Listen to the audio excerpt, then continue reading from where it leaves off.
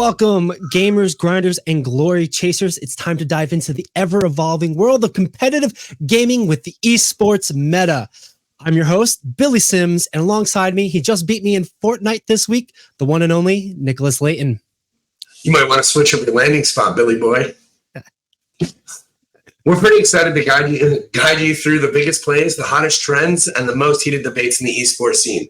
From League of Legends to VALORANT, from Overwatch to Apex Legends, we're breaking down the meta, analyzing the strategies, interviewing the players who are making the headlines in your biggest competitive games out there. Yeah, we'll also be bringing you exclusive insights from coaches, analysts, and industry insiders, giving you the edge you need to level up your own understanding of the game. Whether you're a seasoned veteran or curious newcomer, there's something for everyone on the Esports Meta. Buckle up, grab your headset, and prepare to frag your way through the latest news, analysis, and entertainment.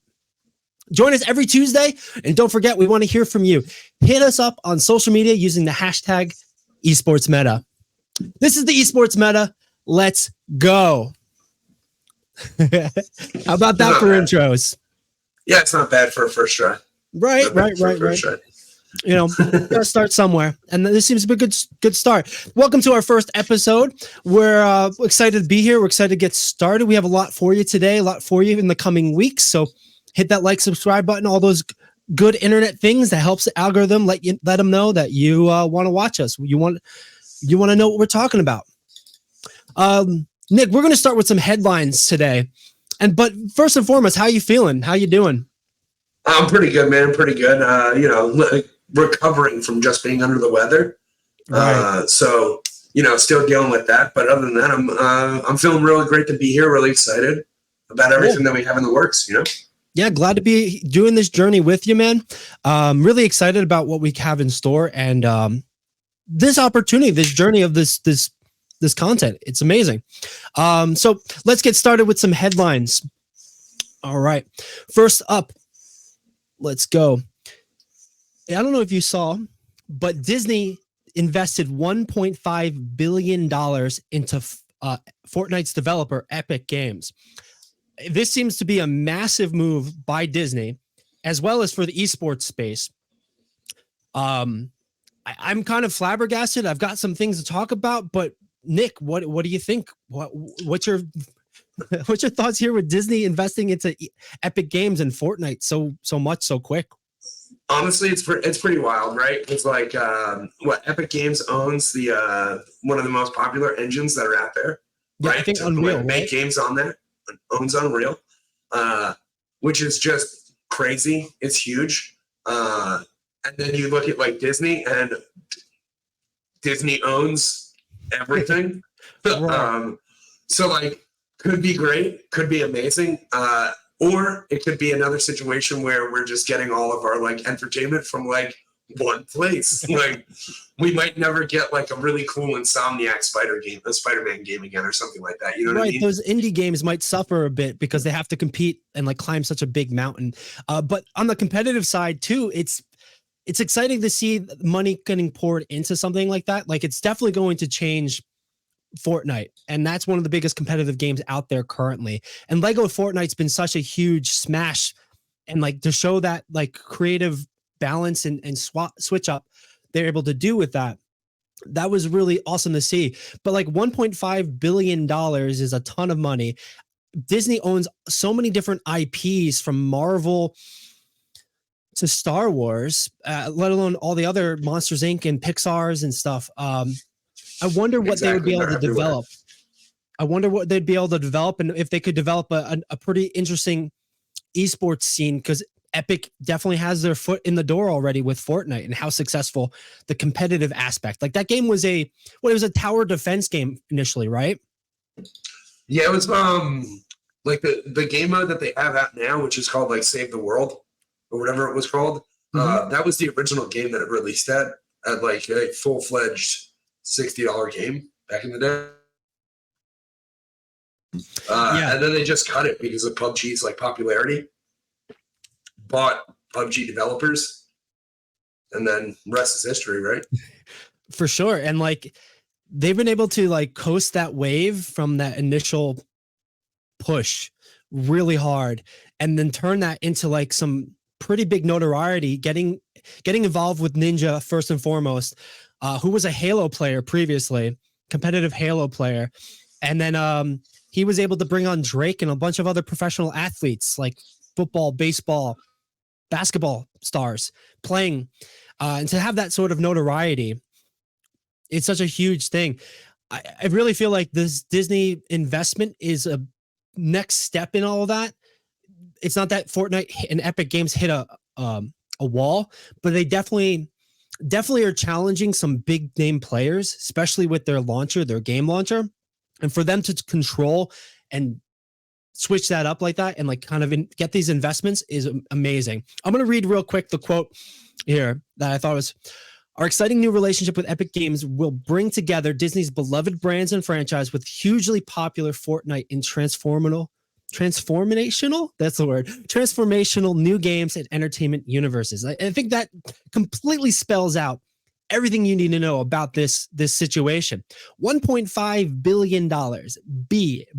That's insane amount of money. It's pretty pretty big year for Disney in general to like jump into like the gaming space, because normally in like the gaming space we get like, you know, console exclusive Mickey Mouse games or something along those lines. But in the last year they released Disney Lorcana, which is their first like successful IP that has ever like really been pretty successful in the trading card space just in general. Normally they have like, you know, there's card games for everything. Star Wars, it doesn't really matter what IP they have. There's a card game for it probably. And they've never really been successful before. And now they're doing that. But there actually is no digital version of that game yet. So like Lorcana doesn't have a digital version of it yet. Like Magic the Gathering Arena or MTGO, you know, Hearthstone, Yu-Gi-Oh, which is like Master Links is huge. It's like it's the way people play Magic, Yu-Gi-Oh right now, and this one only has like a third party. It's like a third party place to play, build, and strategize the whole entire thing. So I'm really curious if that's one way for them to, you know, get something out there as far as like a platform to play Lorcana on digitally, because the digital space is how, you know, Magic wants to make all their money anyway. Yeah, that's a good point. That's a really good point with it, because it's such a hard transition to make a lot of these games to go switch from that small community sort of thing into the bigger competitive aspect. And like it's usually a lot of grassroots pushing, but that grassroots can bring you only so far. There needs to be money investment in it, and then the prize pools will help develop those communities, develop that skill, develop the competition. And that's something Fortnite is literally, and the Epic Games CEO talks about here. Disney's one of the first companies to believe in the potential of bringing their worlds together with ours in Fortnite. And Unreal Engine, they mentioned that here, which you talked about, Nick, owning Unreal Engine. It's a huge, huge development. And I really think in a positive sense, it's going to do a lot, because even Disney owns ESPN. I think I've seen Overwatch League and maybe something else, but like not many competitive games get broadcasted on like traditional television or traditional channels. And with the push into streaming, they might be looking for content. They might be looking for fragmented content, niche content that's like specifically targeting audiences.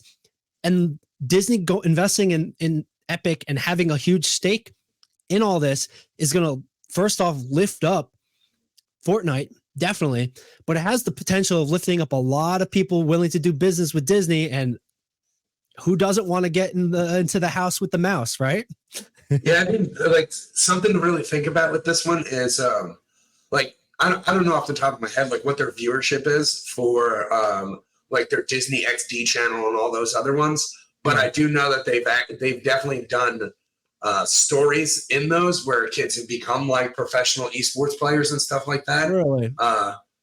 We've seen multi different like shows and mediums who have all shown that like, you know, it's one of the dreams of kids to become like a streamer and stuff like that. So who knows if this is just like a way to increase like viewership on those like areas and pull kids in through that way, because, you know, Disney can market to kids like, let's go. You know, it could be a 5-head marketing playing 4D chess. They're thinking about the future. They're thinking about growth. And if they're already creating storylines and they're already acknowledging that YouTuber, streamer is going to be like the most sought after profession, then yeah, I mean, like, Disney's an IP that people buy into, right? Like I bought Lorcana cards because I thought as a Magic player, I was like, you know what? If this game does pick up and this game is fun, like where's the World Championship going to be held? Like Disney World, Yeah. And like that's Orlando, that's sick. for sure. Exactly, right? So you're like so if they were to do prize support and stuff like that, which they started to do, who knows? Like huge, grandiose like tournaments that are held at Disney World could be super ridiculous. Like I'm not the biggest Disney fan, but I'm down. I got kids. Like I got kids. Like let's go. Write it off as a work compensation thing, right? Like a write off. But that's also to mention they have a park in Japan. They've got a park in LA or outside LA. But so a lot of esports and studio stuff, it happens out there on West Coast. So why shouldn't they do it? Plus, I know the mouse is connected globally, which I've seen Blizzard have some trouble with the past year. That's a whole other conversation, and we'll kind of leave that for that. But let's move on to the next headline. Sure. This past weekend, there's been the Arena World Championship. It started a couple weeks ago, and just kind of keep you in the know for this. It's been a very exciting 3v3 tournament. A lot of reverse sweeps. The meta has been pretty interesting too. We've been seeing a very lack of mage, which traditionally hasn't been the case.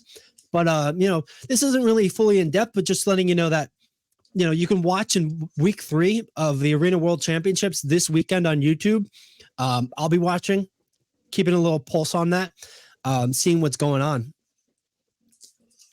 That's a cool thing. Like overall, like I really enjoy watching a lot of like Arena. It becomes like it's super fun, and it really does make you want to actually like go play Arena yourself. You know what I mean? Like it really wants you to reactivate your WoW subscription. Yeah. Go in there, call the boys up, tell them what I'm doing this. I don't care what you got going on Thursday. We're playing arenas. Like it's just one of those things that's like really super fun to like watch, and like it'll pull you into the game. WoW is a solid, fun game. That as long as you're taking your time with it, you really can't have any complaints. If you play the game super hard, you can have complaints all day. But I think the game overall, it's a solid banger, start to finish, from like when it first released to even now. It's like it's the best MMO out there, even with all the hate. Like, and a lot of the classes provide a lot of decision making. But I do feel like that's been a criticism of the PvP recently. Like it can feel really bursty. It can feel very turn your brain off. Like you're not really making decision making. I was talking to somebody who's like peak 3K this weekend. And he was talking about how like Dragonflight's arenas have felt a little bit stale in that way because he has less decision making to make. He has to sheep somebody, poly them basically, polymorph them in time. And like there's not that there's no options in that, but like he's also speaking from like a mage class, which might have seen like a weaker sort of showing, especially in this arena season, in this arena standing. So moving to the standings, you can see that for the US, Team Liquid has firmly on top with a score of 220. I don't think they've been running the like a mage in the comp. I think I've seen a lot of Warlock, Druid, but sometimes it comes down to the specific player because you have a specialist who's just great at that. No, I mean, with all these things, like anytime that like the game gets a little bit too bursty, it becomes like less fun to play for a lot of people there, except for the people who really just like to see the big numbers and in a short period of time, like one shot them real quick. Oh man, I feel so powerful. Yeah, hit them in a global. But anytime it's like competitive, like you have to do the fine line of like how slow the gameplay can be for people to express themselves plus make decisions properly, versus having those like gung-ho character like people or players who like to run in and just julienne a bunch of people, you know what I mean? Just cut them up. Like absolutely something that like you have to toe the line with. But it always happens. There's always ebbs and flows when it comes to like WoW PvP, and like most of the time WoW PvP is it's an MMORPG. It's not an MMO PvP game. You know what I mean? Like, like you can't go looking for MOBA energy at the arenas. Right. And I've always liked how it's always been open to anybody. I'm sure on this standings list, you have Team Liquid, which is definitely like one of the most notable names out there. But you've got a team like Power Frogs, F Tier, all the way down to Crusaders Last Stand. Like they're in the top 15, top 12 technically here, but they're in the top 15, and like they could be nobodies in a way, but they could just jump in. And we also seen that with the Race to World First with WoW. It's very accessible to anybody. So like you said, you literally call up the boys and be like, yo, Saturday night, we're arenaing. I don't care what you're doing. We're going to hit 3K. We're going to peak at Gladiator kind of stuff. Right. Yeah. And like, because of that, I know some of our friends, we've seen how they are able to like then play against some of the biggest names in the world, like Sea-Doo, and then like have those moments where like they have to knock them down or whatever. I haven't seen any of our friends make it to any of these global tournaments, but I think they have the opportunity to. And Blizzard and WoW has always been competitively good with the Arena World Championships, with the MDI, the Mythic Dungeon Invitationals, allowing people the opportunity for competitive glory. I mean, and also from what I've seen, they do a pretty good job with like interacting with the community and making sure that the community is like part of the action. And they bring in a lot of those. A lot of the casters end up being like just people from the community who end up like putting a spotlight onto a lot of this stuff. So if you like the stuff, it's go out there and support it so that it just stays as good as it is, or gets better. Right. Exactly. And like, that's a good point to make with the casters and the people they bring on for the shows. Like this weekend, I'm going to watch again this coming weekend. They'll have people who play on the teams, and maybe they aren't competing that time frame, but they'll have them there so they can explain all the nuance, all the little things. Cause that's also something that happens with these MMOs is there's so much visual clutter. There's so much happening. So like the average Joe coming in might not understand it, and might not have a horse in the race with that. But once you kind of learn a little bit, once you see what the win condition is, you can start rooting for this team or that team and hoping for the best. And that's really ultimately what sports and esports are all about, that competitive narratives. Yeah, you got to get past the flashy design first, and then we can just play. Then we can play football, and it becomes a lot easier to understand. Right. American football, Australian football. Or are we talking world football, like football? I said what I said. Okay. I don't want to leave it at that. Then. Yeah. No, how'd your local sports team do? That's amazing. I also support them. No, same thing. So whichever way football, that's what I was talking about. It's going to be cool to see how this further develops. Like I said, the last week of this in the Gauntlet's happening this coming weekend, so you can watch it on YouTube. And they're all going to be competing for this $900,000 prize pool. Moving on. Which is crazy. That's why Disney going into that space is huge, because otherwise you only see these prize pools that big with the Saudi money or with the Steam, Valve putting it behind Dota, and it's like mostly crowdfunded anyway. Like the audience members are like 90% of Dota is just like crowdfunded, but like that's also pretty amazing just in general with that one. But anyway, yeah. Again, anybody can kind of enter it. That's always been accessible in those ways, and to compete for $900,000, pretty sweet. But anyway, let's move on to the next headline. Apex Legends. Are you a fan of Apex Legends, the first-person shooter, my friend? No, I thoroughly enjoy it. I got a good amount of hours into Apex. The open world Overwatch is what I like to call it. I think it's a solid game. I mean, you only have a team of 3, and you have to keep moving. But yeah, like it's a solid game. Like it's always fun. But it is one of those games that like, if you're not really playing with people, it becomes like super hard to stay with it and like be into it and everything like that. But it's a very solid competitive game. For sure. Overall. And that's why they're doing a competitive rework. I've always found that it's a very individual game, but then can also have that team aspect to it. to be honest, I'm so bad at Apex. I'll get killed some of the first times, and then I'll just get carried by my teammates for sure. Like, not even just like go without me, don't res me, don't bother. But anyway, like I don't know too much about this, but they're reworking their rank system to kind of change that feel for it, change that competitiveness for it. And I'm pretty excited about what it looks like because it is addressing some of those big things. And I'm going to move from the actual website breakdown notes for team play victory and better skill competition. Really, I think they're changing the way they're ranking the points you gain after every win or loss. Kind of try to help it make it less of an individual team thing and more into a team thing. I'm going to go from the actual notes here, bring us over to the Instagram version, a little bit more condensed, a little bit more concise to read. Rank Reloaded, they're improving the RP system. Level requirement to get into ranked is now 20, so less bots, less fake accounts, less smurfing, hopefully. I don't think that really fully smurfs, but nerfs. That ain't stopping Smurfs. Like, it just makes that's not how you stop Smurfs. Like, you know how you stop Smurfs is like you make the decay heinous. You make the decay heinous. Like, you don't. Oh, you didn't play for 12 hours. That's sorry, rough, bud. You're getting boned up today, and it's like, unfortunately, like if you want to be one of the best players in the world for these things, like you can't have a job.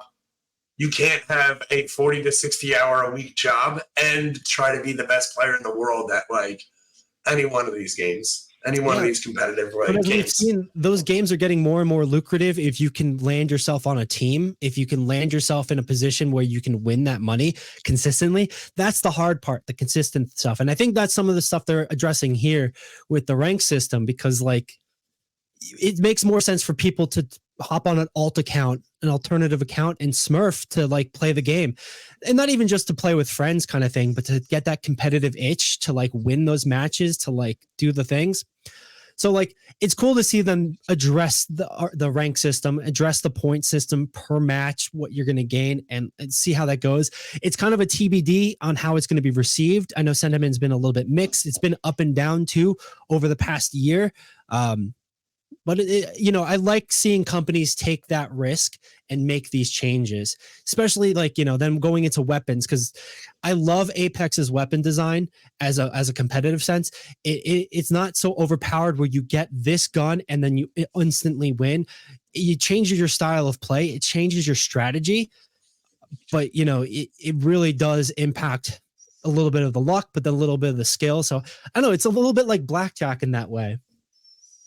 Yeah, I mean, it's a super solid game. I really do enjoy, just like you. I love all of their designs and all their weapons. Like, I love the skin aspect of the weapons, even though it's just like it doesn't really matter. Like, they have the little charms for the customization. I love all that stuff, but it always feels bad to land and get lit up. It always feels bad, and like skill issue, bro, skill issue. Sure, we can say skill issue, right? But like, it's like Apex is one of those games that like I really feel like it should be like everybody gets like a good weapon as they're dropping, but you only have 15 bullets or something like that. So like your first initial pound is just going to be you versus somebody else. Skill expression. You missed more shots. Like, it's just the way that it is, buddy.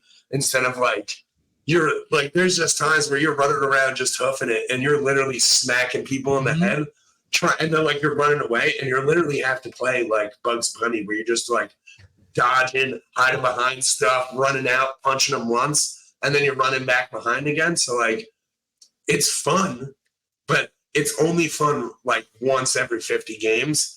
And then you're like, all right, I can do it again. I had like a good run of 40 games where I got a weapon. I can land and start punching someone. That's interesting. That's a really interesting point. And I wonder if that's something that they've thought about, where if they, you have a landing weapon and maybe it's part of your loadout, and like maybe they limit it. So it's like, it's literally, you get like a handgun or a taser or something. So even then it's like a melee thing. It'd be kind of interesting. Give them a weapon that's in the game.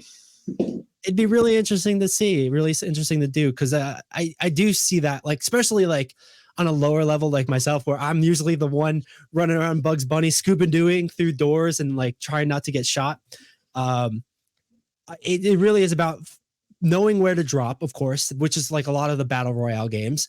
But then also like finding a weapon, which is a bit of luck, and then managing that weapon. And, you know, and like, again, a lot of that could just be the skill issue of it, like the skill curve, how you land, how you address the game, how you develop and progress through the game. Cause that beginning is definitely chaotic, and you gotta make a stand. You gotta last long enough to live. Yeah, sometimes just, you know, you're playing a game, like the whole game, you're just playing hide and seek. You just hiding behind dumpsters. You didn't get a weapon, but you saw that like where you were about to land, there was already 3 parties there. You're like, well, nothing's there. Yep. Well, I'm screwed. Yeah, so like, you know, sometimes you're just playing the game where, you know, you're Batman. And like you just gotta make it through the game right now, bro. You just gotta sneak around. That's it. Yeah. I know that's been like a popular style that has found a lot of success, is that like that rat in a hole kind of play, like just hiding out, chilling, waiting until the circle closes, and then just kind of scooting by everybody, seeing everyone else get knocked off. So I do appreciate these big changes like this. And this one is more character based. Not really going to go too much into that. That's pretty straightforward. Specifics on the weapons, I don't know enough about this, but they change all the time. Yeah. And they do a lot of aggressive changes to make sure that it is playable. So if you do randomly find one weapon, you're not going to instantly be like, you know, stuck and like have to Scooby-Doo around and Bugs Bunny. I'm sure it's gotten a lot better. Like I haven't played in a while, but I mean, I watch it a lot, and like it's just a really fun game to see. I do enjoy it, watching it a little bit more than like than Overwatch. I guess like it gets a little less chaotic. Would be like the easiest way to describe it, because there's only like 3 players versus 3. Sometimes it'll get crazy where there's, you know, just too much. But usually it's just like squad versus squads half the time in like a certain area. They're meeting up after a fight, before a fight, stuff like that. Yeah. And like a natural part of that is all the chaos happens off the beginning as soon as you land. And then like you see a lot of that thin out over time. So as the game progresses, there's less going on. There's less hot spots. There's less moments. And then you can really focus in, rather than on the 10 teams, on just like the 2 teams. But all right, I think that wraps up our headlines. Nick, unless you have anything else you want to talk about on these headlines, bring up. I think you have yourself muted, my friend. I did. Myself muted on that one. Learning curve, skill issue. No. I don't think I have anything else as far as like the headlines are concerned. Great. That would let us have the space that brings us to the time when we get to talk about our main topic this episode. We are bringing you information about the Overwatch World Championship Series. It's not Overwatch World, it's Overwatch Championship Series, OWCS. Yeah. As you know, Overwatch League is dead. It's had its strifes. It's had its turmoil over the past 6 seasons. It was the first esports league to franchise as a whole, bringing individual teams to cities where normally they're based through team complexes or friends getting together, hanging out, team houses, etc. It was a very bold endeavor with bold claims from the get, and a lot of criticisms for that. But in a lot of ways, people saw it as potentially being the next level for esports. As we've seen, it's ultimately failed for a lot of reasons, and that could be a whole conversation in and of itself. And like, I'm not here. I like the Overwatch League. It had its flaws, and those flaws I wish were corrected properly. But we're here to talk about the next evolution, the next step in the Overwatch esports scene, the Overwatch Championship Series. To kind of get us started, they launched about 2 weeks ago. They changed all of their Twitter, their branding from Overwatch League, all those accounts into Overwatch eSports, kind of ominously one day, and people were kind of like, "What's going on?" They knew something was going to happen because Overwatch is too big to like not. But then from there, they were able to announce with Zoe, as well as a few of the developers and the production leaders, what they expect for this and what the future of Overwatch esports will look like, specifically the Overwatch Championship Series. It's a little bit frustrating to see them announce this series and then lay off a lot of the people that they had hired for OWL. But in that way, I think it's a bit understandable because it might be like looking to go outsourcing contracts, outsourcing and freelancing rather than in-house personnel like Zoe. True. I mean, with all these layoffs, like, grain of salt for all the stuff. We don't know a bunch of the stuff going on, but they got acquired by Microsoft. Like, Phil Spencer can easily just go like, listen, you guys are great, but like, I got my team, I got my guys, and I'm just bringing my guys in. Like, that's it. Like, I'm just bringing my people in, and I'm making sure that we get, things done the way that I want it to be done because, he is the boss. So that happens a lot with mergers and stuff. I don't know if this was totally that, because in that same sense with Overwatch League changing, like they changed the brand. They did everything differently. So like the teams all voted to opt out of the league. So the league doesn't exist. So the league can't really have employees. So it makes sense to then also change it. So you've got those two big factors, which I think equally pushed it. The merger, Microsoft wanted to do their own way, maybe asking for things to be done and telling them do it a different way, or, we'll do it for you kind of thing. And then also the fact that like literally the league didn't work the way it worked. They had contracts with people in those forms, so they need to change it. Doesn't mean we won't see these people, but it's definitely an interesting sort of way it developed. But I'm super excited about this. And Nick, how familiar are you with the Overwatch League? How familiar are you with the new sort of series of things? So I've only read up a little bit on some of the changes that they've done. None of the like patches or anything like that. I have not really been watching Overwatch really deeply for quite a while. Like probably since Echo came out.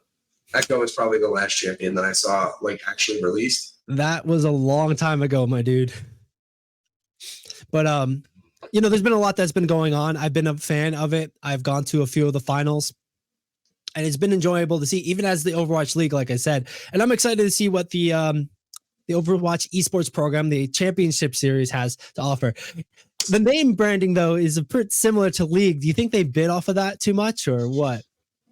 I mean, like, from what I've seen, like, not really. Like, it's like the champion, like, it's called like what, the Championship League for League of Legends. Mm-hmm. So they call it the LCS, but like each region has like its own different thing. You know what I mean? There's the LCK, the LEC, the LCK, like LCS and stuff like that. LCS is just like, it's the North America Championship Series, like the NALCS. But there's no LCS like anywhere else right now. True. So that's a good point. I didn't totally realize. I thought it was just the LCS there. So I thought them doing Overwatch OWCS was a bit of a thing. But anyway, let's get into explaining this a bit more, because it's going to take some interesting bullet points from a lot of other competitive league setups, competitive tournament setups, etc. And this was definitely a brainchild of Matt, Mr. X. He led away of a lot of this competitive stuff, and then was let go in that whole thing. So like, it'll be interesting to see how this then develops after they built it, and then have basically changed entire personnels behind it and who's running it. And we'll talk a little bit about who's running it in a bit. So first and foremost, the Overwatch League, Overwatch Championship Series is going to be run into 4 different stages, and it's going to have 3 different regions, and it's going to be open to anybody, which is kind of cool. They've already done a competitive tournament, but like, I think qualifiers start soon. It might have already started. Like the entry was on Groundhog's Day. It's February 2nd. I think so. For Overwatch was the open, the entry for the open. Yes. To register for that. So like, I mean, yeah, it's like anybody. It's This is the way League was like back in the day, you know, like a lot of this is the way Pokemon is. Like Pokemon competitive scene is literally like show up for the tournament after you register and get championship points. And one of the cool things that they had was, you know, if you get a certain amount of championship points by the end of the season, when you go into like Worlds, you get first round bye. So like if you hit a certain number of points, that does actually go away this year, but you know, not to like really put that in people's heads, but that's like a really interesting thing that they could possibly do. You know, depending on how many points you get. And as we've seen in traditional sports, the NFL playoffs just happened, and we saw how much that impacts standings and players' mentality and momentum for and against both ways.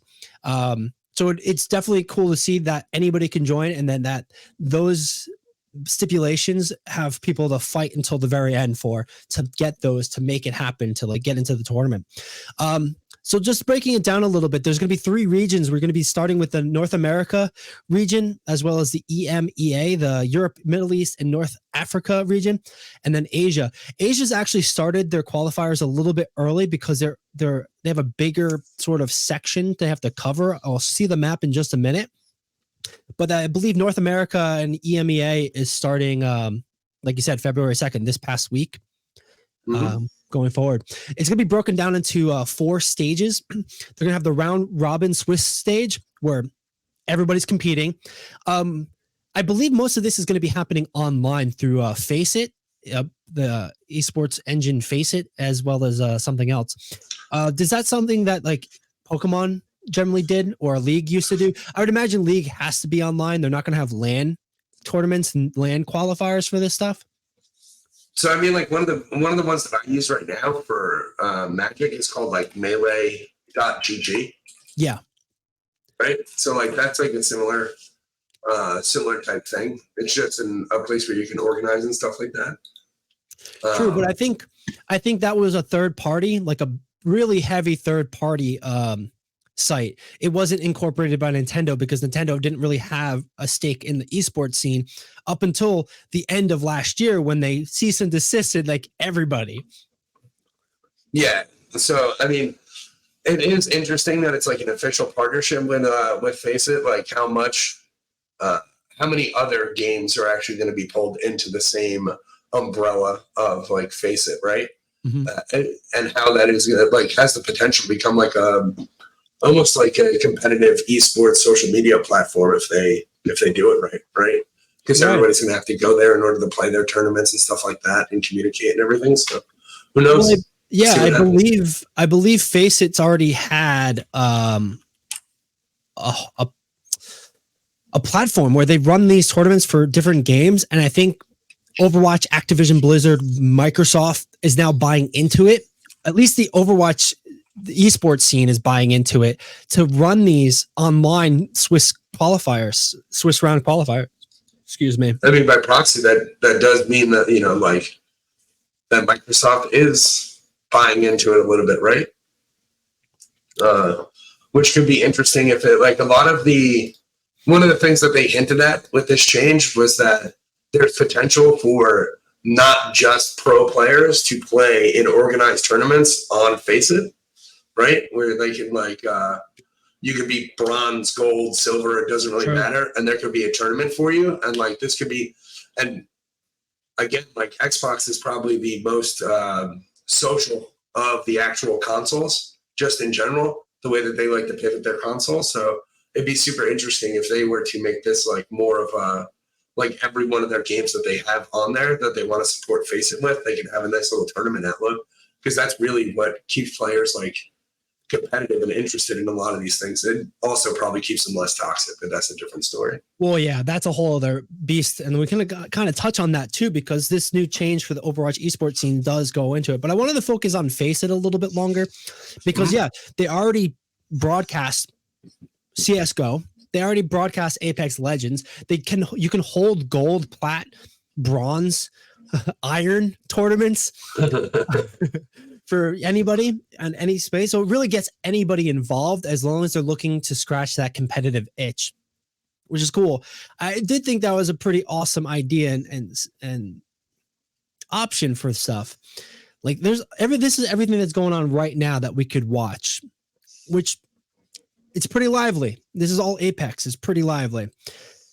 Going into playing, these are the games on their roster for that. And like Overwatch 2 is the newest kid on the street, newest kid on the block here for this. But everything for all the way to Clash Royale mobile games, that's pretty in depth. Yeah, you got a bunch of bangers on there, right? And some mobile games. That's pretty interesting. I have no clue what skill SF2 is. It kind of looks like a Call of Duty clone, but no tournaments, so maybe it's new. Maybe they're just prepping. Either way, like, do you feel like this is something that they would be able to garner new individuals participating, get new people watching, or is Twitch going to maintain like the bastion, the stronghold of watching esports and video games? You haven't seen the calculator for Twitch and how much money it costs Twitch to actually like per viewer? No, I haven't seen that. Oh my god. Yeah, it's crazy. It's like the reason why they hate Asmongold, because like he probably cost them when he streams on his secondary channel, he cost them like $3 million just streaming. And they just allow him to do it, and it just costs $3 million to do it, and that's it. But like, you know, back to Face It, it's super easy for the ways that they can actually do some stuff. Yeah. And like one of them would just be like, sorry, I got distracted by something. Go ahead. Would just be streamers. Like, so if you get Ludwig in here doing a tournament for Fall Guys. Fall Guys isn't on there, but like Ludwig, Fall Guys doing a tournament, giving away money. Kai Senate just doing, and like any one of these guys doing tournaments and being the tournament organizers on this platform has the potential to pull in any range of skill groups, you know what I mean? Like any single one. And you can have some really, really fun, cool interactions. And then, you know, that's, everybody wants to, like, look what happened in New York City. Like, everybody wants to meet Kai. Like, come on. You know, like that. He can pull a bunch of people in. So I think that that's like not missed opportunities, but we're just waiting for the opportunities to present themselves when it comes to like streamers. True. That's a fair point. The marketing on the stuff needs to just be able to follow, and like there has to be a reason, which is, you know, usually money. Otherwise, I think with that, it's there is that ease of access. But like, have you seen the Ludwig stuff for his chess boxing? He's not unfamiliar with holding his own tournaments, his community tournaments, but overall, have you seen the chess boxing that he's run?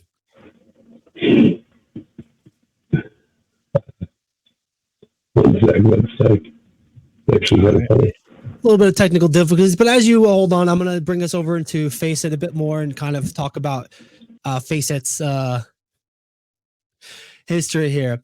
One of the big criticisms of Face It is that it is funded by the Saudi Arabia Public Investment Fund, which means it's the Saudi Arabia government.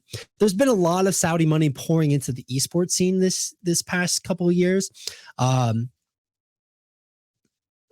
Teams in leagues over in Europe, teams in leagues in the Middle East, they've really had an international presence. So like one of the biggest criticisms is their humanity rights. Hear anything.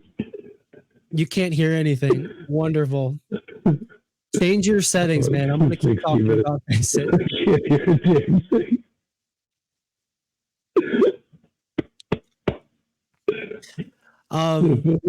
There's been a lot of criticisms about, I'm going to mute you too.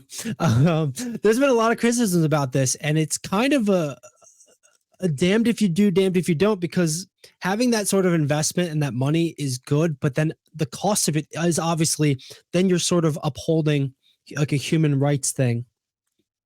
How we doing, Nick? I can't hear you now. You're muted. I unmuted you, but like I can't. Yeah. So I did see something that was kind of interesting. Some people suggest that, it's not, especially when the livelihoods of these players and coaches and teams rely on this money to like make a living. There's this sense of like, well, you're damned if you do, damned if you don't. And I did see some things that were kind of interesting where it's like, don't just protest and remove yourself from the system. Be a part of the system, but advocate the change. And part of advocating the change is taking some of the money, maybe whatever you can afford, and then donating it to human rights charities, etc. And I thought that was a very clever, sort of interesting way to not combat, but like not even mitigate, but just to feel like you're doing something and still hold ethics with it, because that's a big criticism of all this. The sports washing with esports in other sports of the Saudi money, the conflict of interest this provides and does. And like esports is in such a fragile state, especially financially, that they really do kind of need that backing, but at what cost? Really? How we doing, Nick? Can you hear me? I can't hear you. You're not talking. We're going to need to get you a new microphone. So yeah, that's an interesting sort of moment here to talk about Faceit as the platform.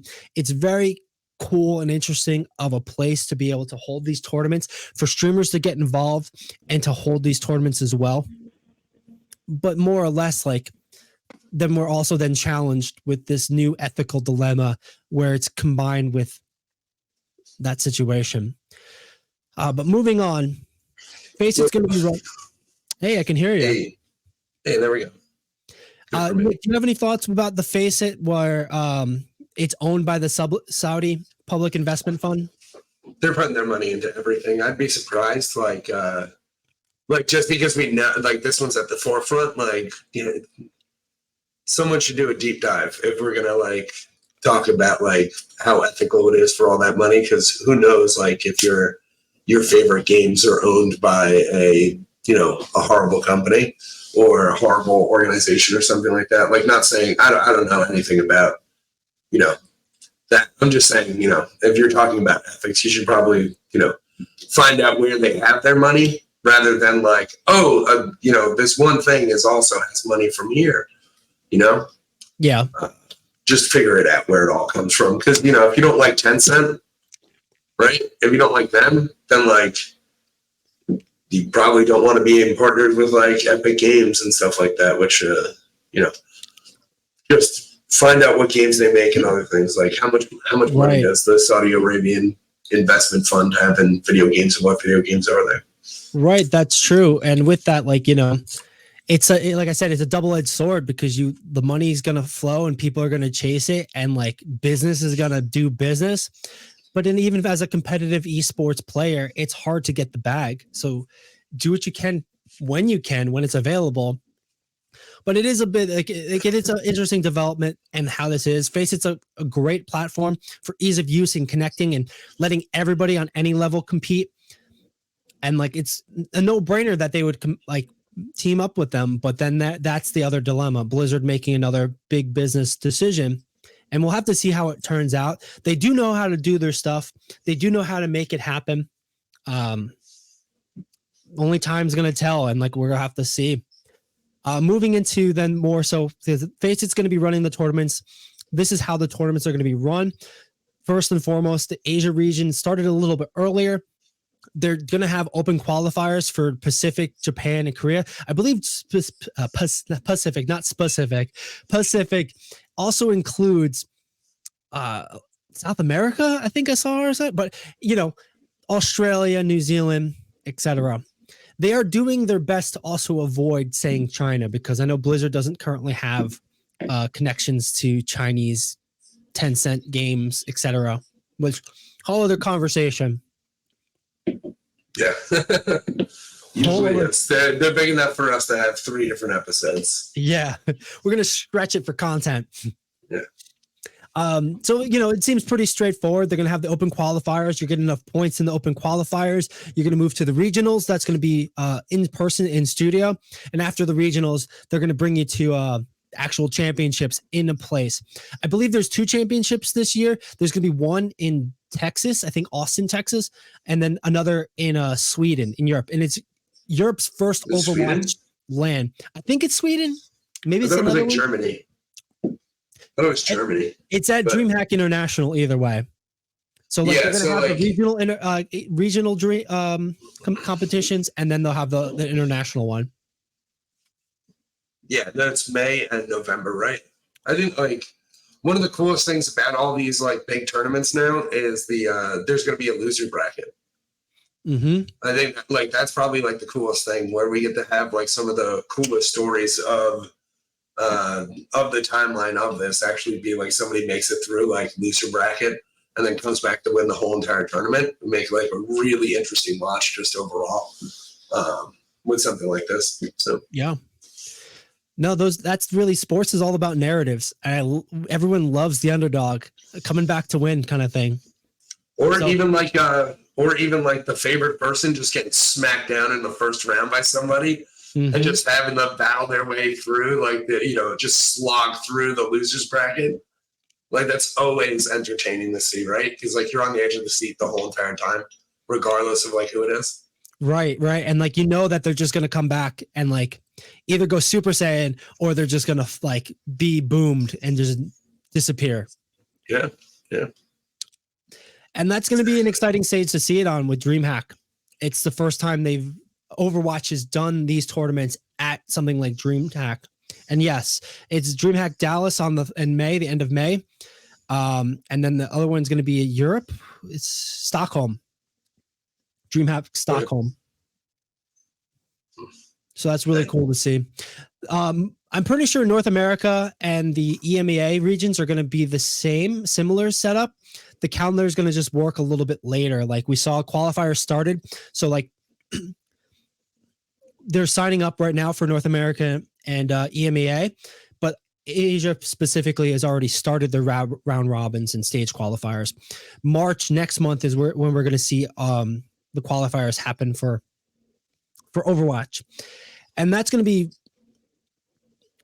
exciting because you're going from Overwatch League caliber of super teams into these fragmented teams, and I don't think you'll have like a Team Liquid in those tournaments just yet. Wasn't Canada right now? Canada's team seems pretty crazy. It has like 3 world champions on it, and like a person who was supposed to become like the rookie of the year for like last year or something along those lines. Like that's what I was in an article I was reading. I'm probably mistaken. I don't remember hearing about like a Team Canada, but I do have a couple of rosters I wanted to talk about that look really exciting on this point. All right, yeah, I have to bring us over to my notes a little bit because it's buried. But so actually, yeah, Toronto Defiant is keeping an esports team, and Toronto Defiant they basically dropped all of their roster from the Overwatch League, but they've picked up Overwatch League caliber players, 2 of which who won the world championship or the grand finals last year. This past Slightly know what I'm talking about. Let's go. Yeah, you're right. Someone RuPaul Vega, Yeah. Sugar Free, and Merit. Like that is a stacked roster, and it's gonna be interesting to see how other teams can like maybe compete. Because one of the biggest rules with the OWCS is that you can only have 2 people who aren't from your region, that aren't born in the region. Yeah. So like, yeah, if everyone's from North America, they could have 2 people from Korea, or 1 person from Europe and 1 person from Korea and playing in North America. It's the way to do it. And like League does it. League does that thing too. Yeah. It just ends up making it better. Seems fair, and it seems like a no-brainer because that was a big criticism with Overwatch League, among other esports, where you go like field a full Korean roster, and then you have like a language barrier or like a culture barrier, and vice versa. You field a full American roster. It has its pros and cons stylistically and character, and it could work in the meta and then instantly not work as soon as the patch goes. But yeah, the Toronto Defiant team stacked up right now, looking really good. Another really notable team is going to be from EMEA. It's going to be called We Spitfire, which is an homage to the Spitfire team, the London Spitfire, and their iconic iconic theme song that they would play every time they'd start a match called We Spitfire. Hottie's back, Landon's back, Sparker, and Backbone. But the only thing is they dropped Admiral, which was their Lucio player, Lucio Brig player, and they're picking up Funny Astro, who's been an infamously like the Lucio player for years. So it'd be a really cool team to watch because they've definitely loved to run the rush Rhine comps, the closeness, and they struggled at the beginning of the last last Overwatch League season, but have pushed through. That's going to be one I'm looking for. And the last one this one I just came across of today. It's going to be Team Falcons. They're playing in the Asia region, I believe. It's going to have Smurf, Hanbin, Proper, Stalker, Chio, Fielder, Surmajed. Surmajed, I think, is the only one from a different region, but like that, those are people who've won championships, multiple championships. They've been competitive every year. They've made it to Overwatch League Grand Finals. It's going to be interesting to see who goes up against them, and if it's just going to be one of those like, listen here, little brother, you're going to have to sit down because the men are playing kind of moments. I mean, like that team specifically, I think is the most likely in 6 months to have a complete restructured.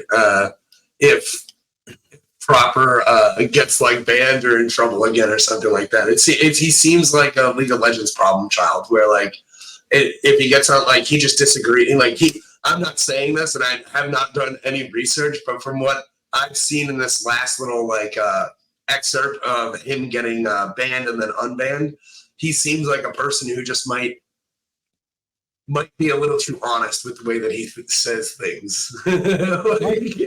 He won Rookie of the Year. He won MVP the first year he played with at the same time as Rookie of the Year.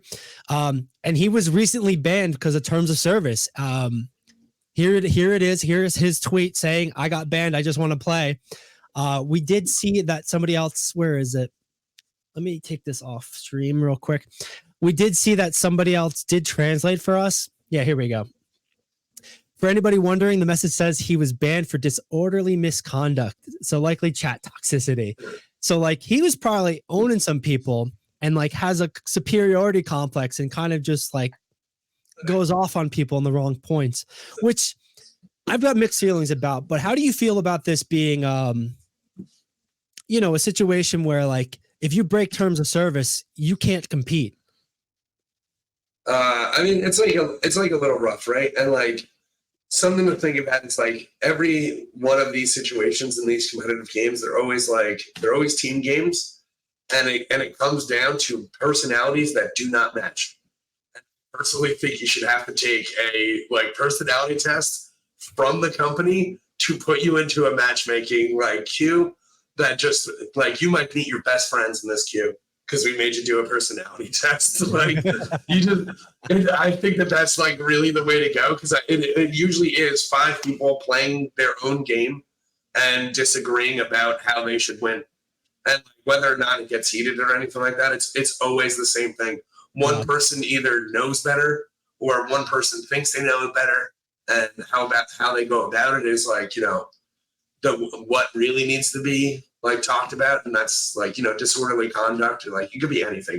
True. He could have literally wrote like my mom's making fresh cookies for you, and somebody thought that Blizzard made him like converted his chat or something like that. He could have got tagged for that, So Nick, we have to wrap up. We're hitting our time in the last 30 seconds. Do you feel that like a team house is essential for competitive game teams like that, like to bring the camaraderie, or to like let them explode sooner than later?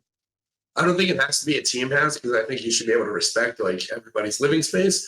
But I do think it's like family meals. Like I got a kid, right? And like I talk to him every day at dinner or something like that, right? Talk to him in the morning. I think that's where you gotta like do it. Is like more events together, doing stuff that is like essential but doesn't matter. It holds no weight. No, that's a fair point. And like having that balance, because I do feel like the camaraderie is important, but we're out of time. It's been great talking with you, Nick. I'm really excited about this Overwatch Championship Series. I know I'm going to be watching. I'll be watching the Arena World Championships this weekend. Thanks for joining me, Nick. That's been the Esports Meta. We'll see you next time. See you next time.